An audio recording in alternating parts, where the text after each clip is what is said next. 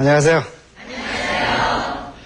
이번 시간은 중동에서 이제 가장 문제가 되고 있는 팔레스타인하고 이스라엘 문제를 좀 다뤄볼까 합니다. 그러니까 저번 시간에는 이제 본격적으로 이 중동 아랍에 관한 문제들을 알아보기 위한 워밍업에 불과했고요. 이제 이번 시간서부터는 이제 가장 중요한 부분부터 몇 가지를 살펴보는데, 이 이스라엘하고 팔레스타인 문제는 지금 중동에서 벌어지고 있는 모든 분쟁들의 아주 가장 기본적인 원인이 된다고 하는 이게 이제 가장 큰 문제점인데, 그래서 이 팔레스타인하고 이스라엘 문제를 그래서 지금부터 살펴보는데, 원래 이 팔레스타인 사람들하고 이 이스라엘 사람들하고는 구분이 잘 안 되는 사람들입니다. 우리는 흔히 아브라함의 자손들이라고들 얘기를 하는데, 즉 성경 쪽에서 아브라함이라고 하고 아랍어에서는 이브라임이라고 합니다. 그러니까 발음만 이렇게 약간 차이가 있지 동일 인물입니다. 그래서 보면은요, 아랍어로 이브라임이라고 이렇게 쓰는데,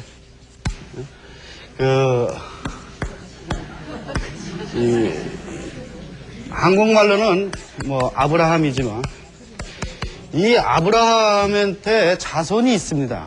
자손이 물론 뭐 많이 있겠지만 그 중에 둘로 나눌 수 있는 게 하갈하고 사라가 있는데, 흔히들 얘기하기 하갈한테서 이스마엘이 나오고,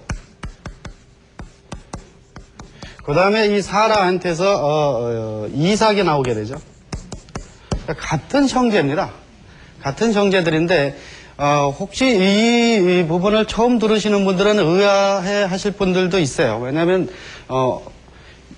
기독교하고 이슬람하고 완전히 다른 걸로 알고 있지만, 사실은 하나님 이후에 아담 하와서부터 그 뒤에 나오는 예언자들이, 그러니까 아브라함, 모세, 노아, 이게 전부 동일 인물입니다.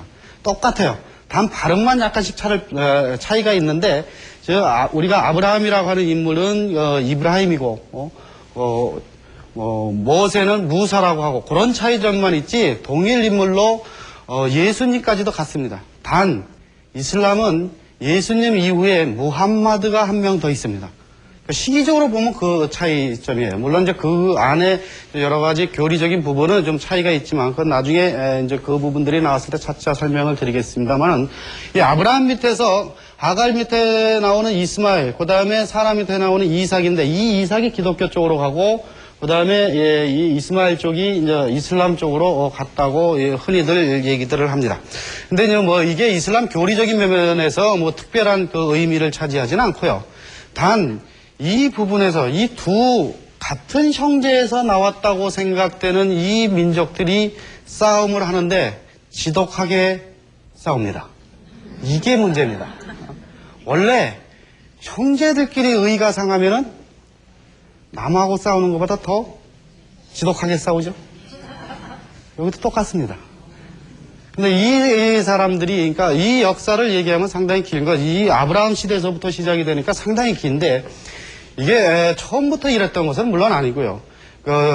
중동 쪽 역사를 보더라도 유태인들이 이 아랍 땅에 들어와서 사는 지는 상당히 오래됩니다. 그렇지만 물론 소소한 분쟁들은 있었지만 대부분의 역사들은 서로들 공존하면서 살았거든요. 그러다가 지금처럼 이렇게 서로 원수지간이 된 것은 현대사 들어와서부터입니다. 이 현대사 들어오면서부터는, 즉 이 땅에 유태인들이 이 땅을 떠난 지는 아무리 늦게 쳐줘도 기원 후 2세기서부터는 로마의 탄압에 의해서 떠나갑니다. 아니면 스스로 떠나갔거나. 그리고 그 이후서부터는 이제 지금의 팔레스타인 사람들이 이 땅에 들어와서 살게 되죠. 이제 그 시기로, 그러니까 2세기서부터 20세기까지 살게 되는데, 이 19세기 말서부터, 물론 그 전서부터 유럽에서는 유태인에 대한 안 좋은 평판들이 있었습니다만, 19세기 들어오면서부터 이 정도가 심해집니다. 즉 유럽의 각각의 나라들이 자신들의 국내 통치의 복잡한 문제들을 대외로 돌리기 위해서 이 반유태주의 정책을 쓰기 시작을 합니다. 근데 이 반유태주의 정책이 국내 통치 수단으로 상당히 유용하게 쓰이니까 다른 나라들, 그러니까 처음에 이게 독일이나 이런 데서 많이 쓰던 것들이 그 주변에 있던 프랑스나 오스트리아나 러시아 같은 데서도 이제 광범위하게 이제 쓰기 시작을 하니까 유태인들이 이 탄압이 받으면서 자신들도 스스로 이제 자구책을 강구하기 시작을 하게 돼. 그게 바로 시오니즘입니다. 근데 이 시오니즘은 자신들의 국가를 건설하기 위해서 하는 건데 땅을 확보할 수가 없어요. 유럽 어느 나라도 땅을 줄 리가 없습니다. 그러다 보니까 이 사람들이 그나마 연고권을 주장할 수 있는 땅은 원래 우리의 조상들이 살고 있는 팔레스타인으로 돌아가자는 거예요. 그런데 팔레스타인 사람들 입장에서 보면요. 이 땅에서 2세기서부터 20세기면 그건 2000년이에요. 2000년 동안을 살고 있는데 2000년 전에 우리 조상들이 살았던 땅이니까 나가라고 하면은 누가 나가겠습니까? 생각을 해보세요. 우리가 한반도에 5000년 역사라고 하는데 5000년 전에 우리 조상들이 살았으니까 나가라 하고 다른 사람들이 얘기하면은 그래 이거 네 땅이니까 가져라 하겠어요? 당연히 이때서부터 이제 반발이 일어나기 시작을 하게 됩니다. 그런데 이제 이 상황을 이용한 나라들이 있어요. 그러니까 이게 1차 세계대전이 들었으면서부터 이 지역은 오스만 터키의 영토였었습니다. 이 오스만 터키가 아주 광범위한 제국을 건설하지만 20세기 들어오면서부터는 이제 그 세력이 기울어져 갖고 이제 그 서구 열강들이 이제 이 지역을 침범하게 되는데 그렇다 하더라도 이 땅은 오스만 터키 입장에서 보면은 상당히 중요한 지역이에요. 여기는 지중해로 연결되는 지역입니다. 그 다음에 그 오스만 터키의 본토라고 하는 지금의 터키에서 상당히 가까운 쪽에 있어요. 그러니까 오스만 터키가 아무리 쇠약해졌다 하더라도 여기에 강력한 방어선을 치고 있었어요. 그러니까 영국이 이 지역을 진출하려고 보니까 오스만 터키를 어떻게 해볼 도리가 없거든요. 그래서 쓴 전략이 뭐냐면은 팔레스타인 사람들한테 민족주의 정신을 고취시킵니다. 너네들은 아랍인들인데 왜 터키 민족 밑에서 지배를 받느냐라고 얘기를 해요. 그 오스만 터키는 이슬람이지만 아랍 쪽이 아니에요. 이건 터키족이거든요. 그래서 요번에 도와주면은 너희들 나라를 만들어주겠다라고 얘기를 합니다. 이게 바로 뭐냐면은 멜바흔 서한이에요. 그리고 비밀 약속을 합니다. 혹시 여러분들 영화 중에 아라비아 로렌스 보신 적 있습니까? 이거 굉장히 유명했던 영화인데요. 요즘에 가끔가다 연말이나 이럴 때 보면 옛날 영화 보여줄 때 이 영화 자주 등장합니다. 저도 이거 최근에 한번 텔레비전에서 한번 해주는 거 봤는데, 아마 바쁘셔서 잘 안 보시나 보죠? 이 아라비아 로렌스, 이 로렌스 대령이 바로 이때 등장하는 겁니다. 바로 요게 배경이에요. 그런데, 요 아랍인들하고만 이런 약속을 했었으면 괜찮은데, 이거하고 똑같은 약속을 유태인한테도 합니다. 이게 바로 벨푸아 선언이에요. 영국은 이 두 가지 약속을 지킬 수가 없었어요. 그러다 보니까 자신들이 직접 통치를 합니다. 이때서부터 이제 영국의 통치령으로 들어가지만 유태인들이 유럽에 있던 박해받던 그 유태인들이 팔레스타인 땅으로 대거 이주하는 것만은 묵인을 합니다. 그러니까 이때서부터 유태인들이 많이 이 땅에 들어오게 되는데 그만큼 이때서부터 이제 그 팔레스타인 사람들하고 갈등이 일어난다는 것을 의미해요. 그러니까 많은 폭력이 동반되고 지역적인 싸움도 일어나고 이런 상태로 이제 2차 세계대전 때까지 가죠. 그리고 2차 세계대전 후에 이 지역이 워낙 이제 골치 아파지니까 서구 입장에서는 이 지역을 놓칠 수가 없습니다. 왜냐하면 여긴 석유가 있는 지역입니다. 이 지역이 잘못되면 서구 경제가 흔들립니다. 서구 경제 흔들리면 우리나라 경제도 좀 흔들립니다. 조금 흔들리는 게 아니라 많이 좀 흔들리는데 그러니까 상당히 중요합니다. 그러니까 여기를 어떤 식으로든 간에 안정시킬 필요가 있어요. 그래서 유엔이 여기를 분할 통치하기로 의결합니다. 이게 1947년도에. 그 분할 의결을 해놓고 보니까 아랍인들로서는 도저히 받아들일 수 없는 분할이었어요. 왜냐하면은 팔레스타인 사람들이 갖고 있었던 농장의 80%, 그 다음에 공장의 40%가 이스라엘 땅으로 들어가 버렸어요. 이거는 곧 굶어 죽으려는 소리나 마찬가지입니다. 왜냐하면 이 지역에서 농장이라고 하는 것은 물이 나오는 지역을 의미합니다. 그러니까 당연히 아랍인들은 반발할 수밖에 없죠. 근데 이것을 1년 후에 이스라엘이 건국이 됩니다. 1948년도에. 건국을 선포한 그 다음날 전쟁이 나요. 아랍인들은 이게 무슨 유태인들이라 싫다, 아니면 뭐 기독교라 싫다, 이런 이념적인 싸움이 아니에요. 자신들의 생존에 걸린 문제예요. 그거 놓치면 곧 굶어 죽는다는 것을 의미해요. 그런데 그 전쟁이 이제 일어나고 그다음에 이게 4차 전쟁까지 가는데 그 2차 전쟁이 이제 1956년에 일어난 수에즈 전쟁이고요. 3차 전쟁이 67년도에 일어난 6.1 전쟁. 그다음에 4차 전쟁은 1973년도에 일어납니다. 그런데 이 과정을 전부 다 아랍이 집니다. 근데 우리는 저 학교 다닐 때만 해도 이 지는 이유가 전쟁이 일어나면은 그 이스라엘 사람들은 유학생들도 들어와서 싸우는데 아랍 놈들은 있던 놈들도 도망간다. 그러니까 전쟁에서 질 수밖에 없다 이렇게 배운 적이 있어요. 그렇게 배우시지 않았어요? 오히려 아랍 사람들이 더 열심히 싸워요. 그게 뭐 몇 명이 그랬는지는 내가 잘 모르겠지만 근데 그 지는 이유가 아랍인들 생각에는 그 뒤에 미국이 있다는 거예요. 그러니까 미국이 유엔을 조정해서 이렇게 불공평한 분할을 했다 이거예요. 분할할 이후에도 이 4차 전쟁까지 가는 주에도 미국의 그 지원 때문에 졌다. 그냥 내버려만 뒀어도 이겼을 텐데 무제한적인 그 지원을 좀 해주거든요. 그런 부분들도 있고 이 과정을 거치면서 많은 아랍인들이 죽어나갑니다. 팔레스타인 사람들이. 이때 이 사람들이 갖는 그 한이 아마 여러분들은 좀 상상하기가 좀 힘들 겁니다. 제가 공부하는 중에도 팔레스타인 친구들이 많이 있었거든요.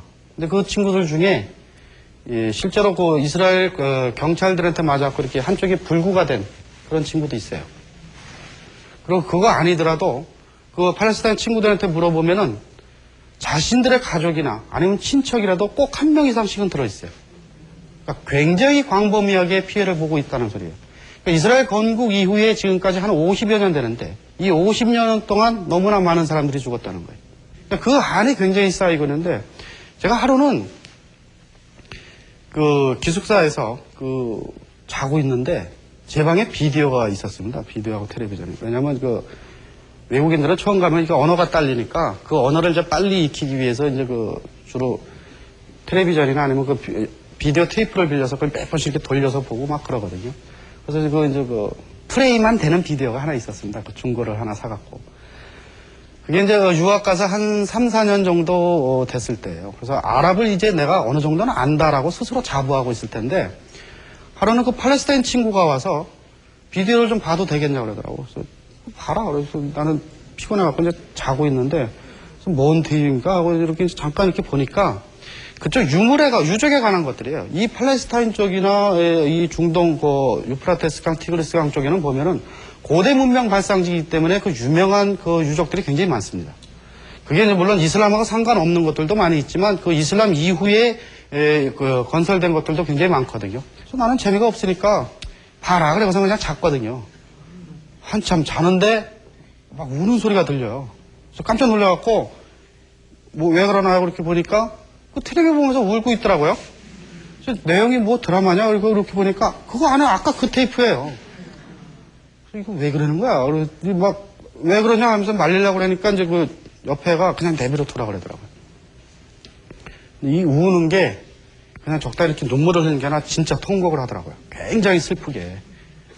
그래서 일단 그거 좀 한참 울게 내버려 두고 우는 놈 말려봐야 안 되거든요. 그래서 그냥 내버려 두고 한 10분 지난 다음에 이제 그 진정해라 그러면서 왜 그러냐고 이제 물어보니까 옛날에 우리 조상들은 저렇게 번성을 했는데 우리는 이 모양이 왜 이 꼴이 됐느냐 이게. 거기에 대한 한을 갖고 있는 거예요.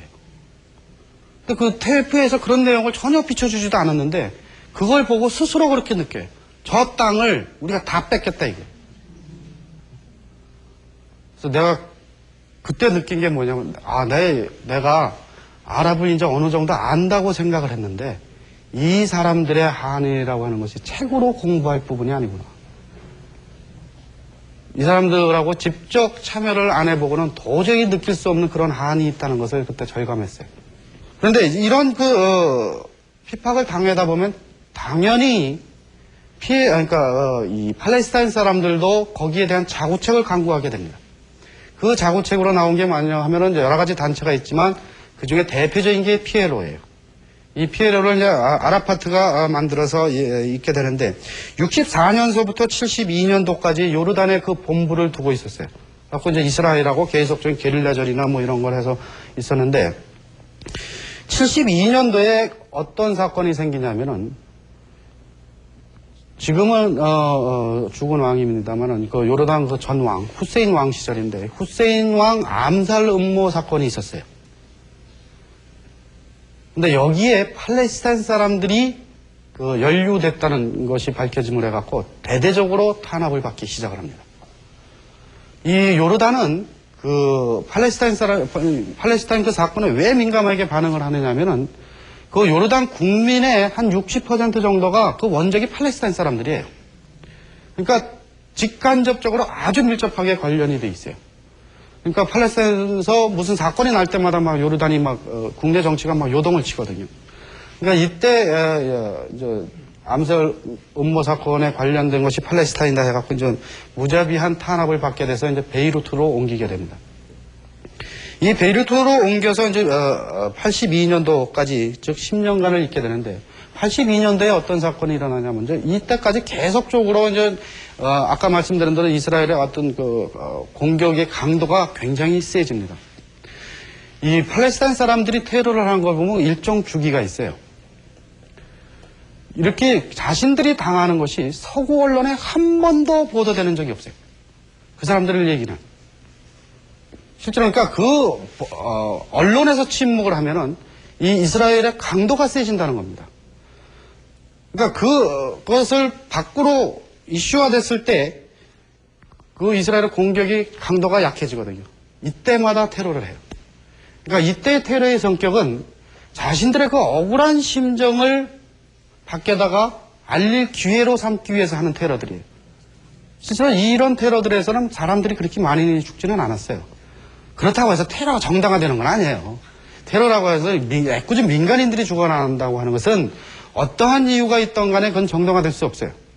지금 그 사람들 입장에서는 이제 그런 걸 하기 위해서, 그 다음에 그 진압 과정에서 이제 그 애꿎은 그 민간인들이 죽어나가기 시작을 했거든요.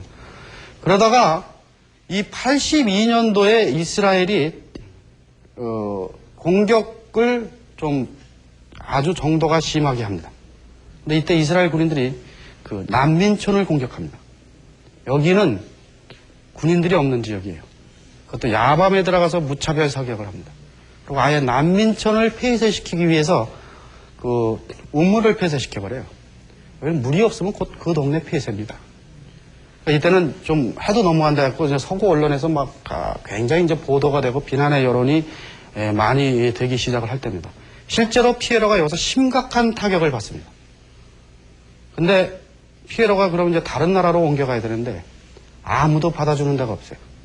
아랍도 스스로들 팔레스타인은 우리 형제예요 뭐 이러지만 팔레스타인이 직접 들어오는 거는 원치 않아요. 왜냐하면 그 팔레스타인이 들어오면은 국내 정치가 복잡해집니다. 아주 민감한 정치 문제들이거든요. 그러니까 서로 도와준다 막 말로만 하고 실제로 돈은 줘요. 돈은 주지만 실제로 관계되는 걸 원치 않아요. 이 피에로가 갈 데가 별로 없었어요. 그러다가 이제 서로 좀 중재들을 해갖고 이제 튀니지 쪽으로 옮기게 되죠. 이제 튀니지는 상대적으로 이 팔레스타인 땅에서 좀 멀리 떨어져 있기 때문에 그런 거로부터 좀 자유로웠습니다. 그래서 팔레스타인으로 옮겨서 이런 것들을 하게 되는데 이 사람들이 이런 과정들을 거치면서 그 쌓이는 한도 한이지만은 도대체 지금까지 이런 상황으로 보면은 도저히 화합을 할 수 없을 것 같은 원수지간이거든요. 근데 이 사람들이 어느 날 갑자기 평화협정을 맺어요. 1993년도에. 이게 어떻게 가능하겠느냐, 이거죠. 이것은 이때 이제 소련이 무너지기 시작을 했습니다. 소련이 무너졌고 소련이 무너지기 전까지는 중동을 반반씩 차지했습니다. 대략 미국이 반 책임지고 소련이 반 책임졌는데 소련이 무너지고 나니까 이제 미국은 아주 속편하게 된 것 같죠?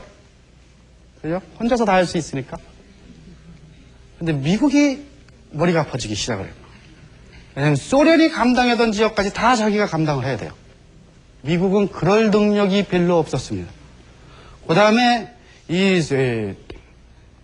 아랍 쪽에서도 이스라엘은 핵이 있는데 아랍만 핵이 없습니다. 그러니까 핵을 달라고 계속 요구하고 있었어요. 미국한테. 근데 그 전까지는 소련 핑계대고 안 할 수도 있었는데 이제 자기가 혼자 하는 그 상황에 있어서는 그걸 거부할 명분이 없어요. 그러니까 결국 평화협정을 맺어놓으면 그 다음부터는 군축에 들어가거든요. 평화협정 맺어놓고 무슨 무기냐. 그건 명분이 돼요. 그러니까 미국에서는 미국 나름대로 그럴 필요성이 있었고요. 그 다음에 팔레스타인 입장에서 보면은 팔레스타인은 이때로 넘어오면서부터 돈줄이 끊어졌습니다. 팔레스타인을 움직이려면, 즉 전쟁을 하려면 돈이 필요합니다. 그 돈을 가장 많이 대주는 데가 사우디아라비아였어요. 근데 이 사우디아라비아가 그 돈줄을 끊었어요. 왜냐하면은 91년도에 일어난 후세인이 걸프 전쟁을 일으켰었죠. 후세인이 걸프 전쟁을 일으켰을 때 쿠웨이트를 침공했는데 이 쿠웨이트하고 GCC 국가들, 즉 이 사우디 반도에 있는 6개 나라입니다. 사우디, 쿠웨이트, 카타르, 오만, 바레인, UAE. 이 6개 나라는 서로 동맹체예요. 그러니까 쿠웨이트에 침공하니까 당연히 사우디는 쿠웨이트 편을 들었고 이때 피에로는 이라크 편을 들었습니다. 왜 이라크 편을 들 수밖에 없느냐면은 피에로라고 하는 것은 그 당시까지만 해도 임의단체예요. 국민이 만들어준 단체가 아닙니다. 그러니까 팔레스타인 사람들의 감정이 떠나버리면 피에로는 존재할 가치가 없어요. 근데 이 사람들한테는, 팔레스타인 사람들한테는 후세인이 어떻게 비춰지느냐면은 팔레스타인 사람뿐만 아니라 다른 아랍 사람들도 마찬가지입니다.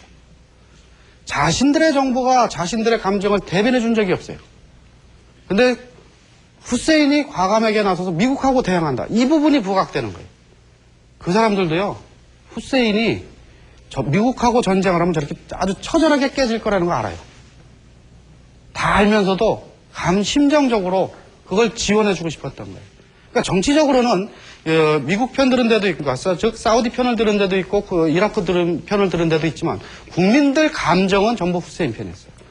이게 팔레스타인 사람들이 대다수의 심정이었기 때문에 피에로는 선택의 여지가 없습니다. 바로 후세인 편을 들 수밖에 없어요. 그러니까 자동적으로 사우디는 그 돈줄을 끊을 수밖에 없습니다.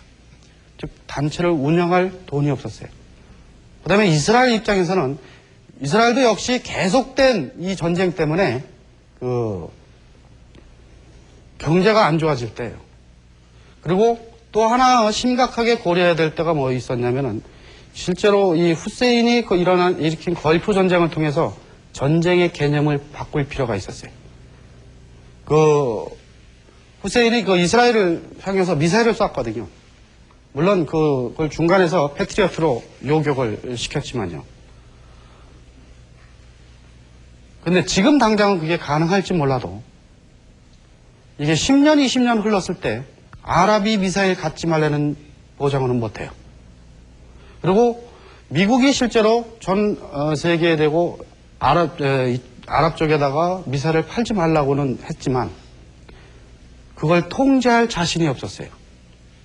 왜냐하면 파는 나라들이 있었거든요. 몇 개 안 되지만 있었습니다. 그러니까 만약 그런 것이 계속 들어오면은 이젠 더 이상 막을 방법이 없다는 거예요. 이스라엘도 이것을 심각하게 고려할 필요가 있었어요. 그러면 이렇게 걸프 전쟁이 터졌을 때요. 후세인이 이런 걸프 전쟁이 있을 때 물론 그건 아랍 내부의 문제이기도 하고 그 뒤에 또 강대국들의 문제도 물론 있습니다만은 우리가 여기서 조금 안타까운 것은 뭐냐면 이 걸프 전쟁이 일어나면서요. 환경이 심각하게 훼손됐다는 거예요. 후세인은 자기가 공언한 대로 유전지대 파괴하겠다면서 파괴를 했습니다. 이 파괴한 지역의 걸프 지역이 이 걸프 지역을 아라비아만이라고 우리는 흔히 페르시아만이라고 부르죠. 근데 이 페르시아만이라고 하는 것을 아랍인들한테 얘기하면 굉장히 싫어합니다. 그 사람들한테는 아라비아만이라고 해야 돼요. 근데 이쪽 이란 사람들한테는 반대로 페르시아만이라고 얘기를 해야 돼요. 실제로 그거 막 언론에서도 그 무심코 쓰는데 굉장히 항의해요. 그 사람들이 우리나라 신문을 못 봐서 그렇죠. 그거 보면 아마 골치 아플 겁니다. 그 정도로 아주 민감하게 대응을 하거든요. 근데 이 걸프만이, 그러니까 이것도 이중 번역인데 걸프가 만이라는 뜻인데, 왜냐면 어느 한쪽을 지칭할 수 없으니까요. 이 걸프 쪽의 그 바닷가가 굉장히 깨끗합니다. 여긴 이렇게 쏙 들어온 데라 이렇게 태풍도 별로 없고요. 그 다음에 제가 공부하면서, 처음에 제가 그 카타르 가서 공부하고 할 때는 혼자 갔어요. 한 5년간은 제가 혼자 생활을 했는데, 혼자 살다 보면 아무래도 이제 집 생각도 나고 그러죠.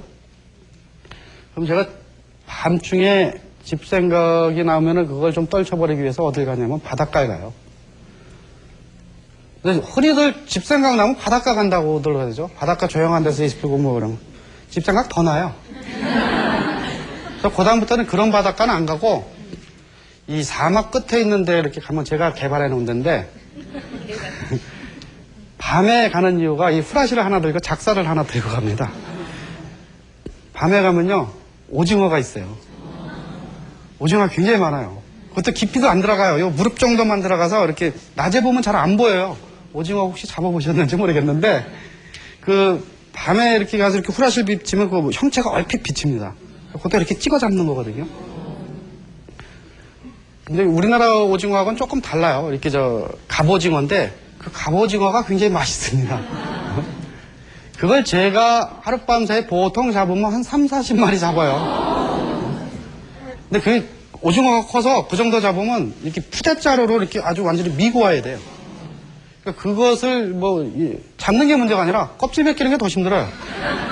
아예 벗기지도 않고 그냥 나눠줘 버리고 그러는데 그게 왜 이렇게 많냐면은 그 지역 사람들은 그걸 잘 안 먹어요. 이게 종교적인 문제가 아니라 습관상 이 비늘이 없는 건 잘 안 먹습니다. 어떤 사람들은 그게 이슬람 교리에 그렇게 돼 있다고 그러는데 그런 건 아무리 눈 씻고 찾아봐도 없고요. 바다에서 나는 건 무조건 다 먹습니다. 이슬람 쪽에서는. 단 관습상 그런 부분을 안 먹어요. 그러니까 아주 지천에 깔렸거든요. 그러니까 그 정도로 깨끗한 그 바닷가예요. 그러다가 제가 그 걸프전이 터지고 나서 끝나고 나서 나중에 한번 그 지역을 또 한번 가본 적이 있는데 가보니까 바닷가가 완전히 까맣게 돼버렸어요. 이게 그러니까 보기만 그렇게 민망스러운 거냐면 그게 아니고 환경이 어느 정도로 변했냐면 사우디아라비아는 굉장히 더운 나라죠. 사막도 많고 사우디아라비아가 몇 년 전부터 사우디 북부 쪽에서 얼음이 얼어요.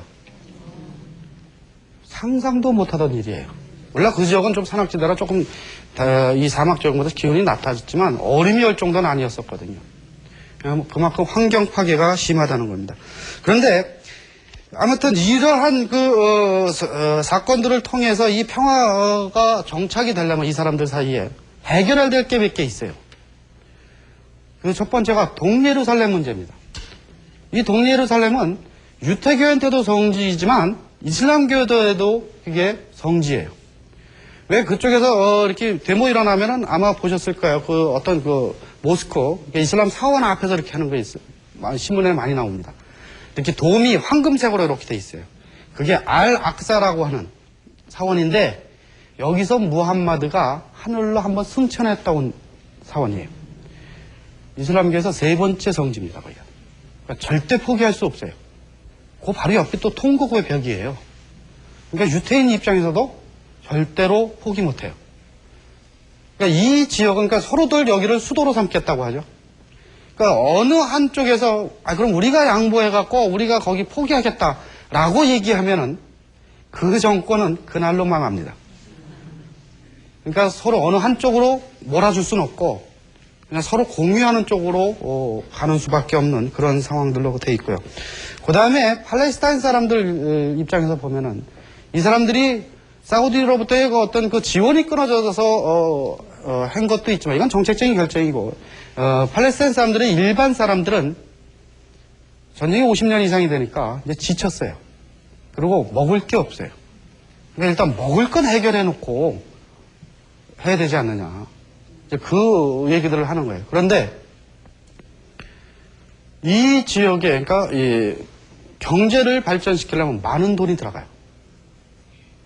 그걸 누가 되겠느냐 이거죠. 근데 여기가 안정될 필요가 있기 때문에 미국서, 그 다음에 사우디, 그 다음에 EU, 일본, 그 외 기타 등등이 이렇게 해갖고, 지원을 하기로 해서 이제 지원을 하는 경제 발전이 들어가긴 했는데, 이것은 오래 걸리는 계획이에요. 도로 놓고 공장 세우고 뭐 이러려면 좀 몇 년 걸려요. 그 사이에 다 굶어 죽어요. 그러니까 이것을 실질적으로 우리가 이 평화협정이 맺어지고 나서 우리가 그래도 살만치 됐다는 걸 피부로 느끼려면 누가 도와줘야 되냐면 이스라엘이 도와줘야 돼요. 왜냐하면 이스라엘 공장이나 농장에서 팔레스타인 사람들을 쓰는 거예요. 그래서 바로 이제 임금이 나가니까 바로 그 돈으로 빵을 사 먹을 수 있다는 거예요. 이건 피부로 느낄 수 있는 거거든요. 그래서 이스라엘도 이 평화협정이 정착이 되려면은 우리가 해야 된다는 걸 알고 자신들이 그걸 하겠다고 해서 실제로 했습니다. 그래서 이제 팔레스타인 사람들이 이제 변한다는 걸 느끼고 그다음에 그러다가 그 중에 이제 간혹 이렇게 충돌이 요즘 사태처럼 저런 게 생기면은 그 언론에서 보듯이 팔레스타인 사람들이 들어오는 통로를 막아버려요. 며칠 동안. 이건 뭐냐? 며칠 동안 일자리를 안 주겠다는 거예요. 그러니까 며칠 동안 굶어보라는 소리예요. 그런 긴장 관계가 이제 서로 뭐 이렇게 좀 계속 반복되는 그 상태로 됐지만 서로들 압니다. 이게 평화가 정착이 되면 이런 게 필요하다. 그렇지만 이스라엘에서 또 하나 두려운 게 뭐가 있었느냐면은 경제가 올라간다고 하는 것은 곧 국력이 올라간다는 것을 의미합니다. 지금은 이스라엘에서 팔레스타인을 일방적으로 누를 수 있는 그런 경제력의 차이지만 이것이 향후 몇 년 이런 식으로 올라가서 만약 팔레스타인의 경제가 올라가면은 그때 가서 이제 한번 해볼 만하니까 한번 해보자 그러면은 이스라엘로서는 컨트롤하기가 불가능합니다. 이스라엘이 겁나는 게 바로 여기 이 부분이에요.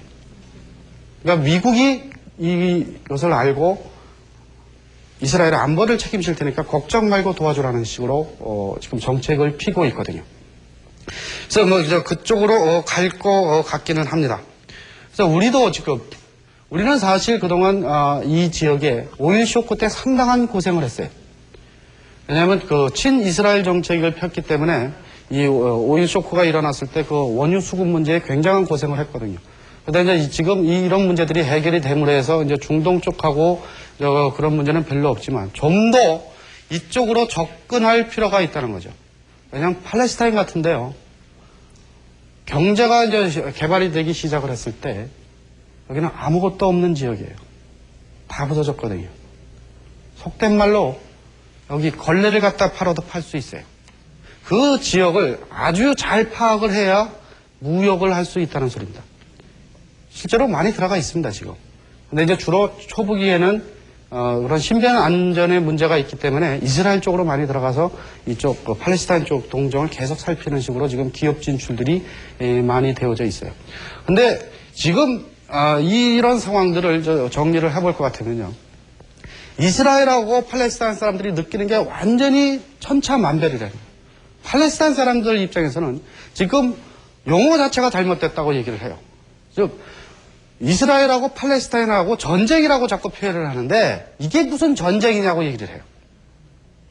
왜냐하면 이스라엘 사람들은 탱크나 미사일 갖고 계속 들어오는데 그 탱크 들어오는데 돌 던지는 사람들이거든요. 무기가 없어요. 그 피에로의 어떤 지금 그 산하 단체의 그 조직화되어 있는 그 단체에서만 그 소총을 좀 갖고 있는 경우지 민간인들은 전혀 갖고 있지는 않거든요. 탱크 들어오는데 돌 던지는 이것이 전쟁이냐? 이건 일방적인 학살이다. 라고 얘기하는 것이 지금 이 팔레스타인 사람들이 갖고 있는 정서예요. 그러니까 이 사람들이 그걸 자신들의 정보가 없어서 당했다. 그 다음에 아랍 쪽에서도 그걸 도와준 적은 없다. 돈은 물론 줬지만 왜냐하면 아랍 쪽도 현 정권들은 이런 것이 국내 정치로 들어오면 굉장히 복잡합니다. 그러니까 재정적인 지원을 해줄지 몰라도 물론 4차 전쟁까지 가는 경우 직접 전투에 싸운 적도 있지만 그 이후서부터는 그런 것보다는 직접 연루되는 것을 상당히 좀 꺼려해요. 실제 그 정치권에서는. 그러니까 그 아랍 민족들, 그러니까 팔레스타인 사람 말고 그 외의 아랍 민족들은 바로 여기에 대한 불만들이 있어요. 현 정부가 그런 걸 못한다 하면서. 그래서 아까 말씀드린 대로 후세인이 바로 그 부분 때문에 초기에는 영웅 취급을 받았던 거예요. 네, 지금까지 말씀드린 것이 그 아랍 사람들이 갖고 있는 그 한에 관한 것들입니다. 그러니까 이것은 뭐 멀리까지 이렇게 뭐 아브라함 시대까지 갈 필요도 없이 그러니까 최근 50년간 이스라엘하고 팔레스타인 사람들하고 얽혀서 있을 때 이 사람들이 느끼는 감정들이에요.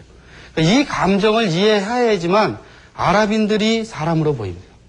그렇지 않으면 이 감정을 이해 못하면 그 사람들은 전부 테러 분자로밖에 안 보여요. 물론 이 감정이 다 옳다고 할 수는 없어요. 우리 입장에서는.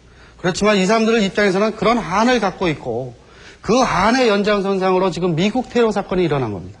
그러니까 빈 라덴이나 아니면 그 추종자들, 그다음에 이 탈레반 정부가 왜 미국을 그렇게 싫어하고 저런 테러를 엄청난 테러를 벌였는가 하는 것을 이해하려면은 바로 이 문제, 팔레스타인 문제의 연장선상 위에서만이 가능합니다. 그래서 다음 시간에는 이 빈 라덴이 이거는 미국에서 전리전 이런 그 테러 사건을 좀 더 풀어볼까 합니다. 그러니까 이슬람 법적으로 이것이 어떻게 정리가 되고 있고 이 사람 또 아랍 국민들은 이것을 어떤 감정으로 받아들이는지 그 부분을 한번 살펴보려고 합니다. 감사합니다.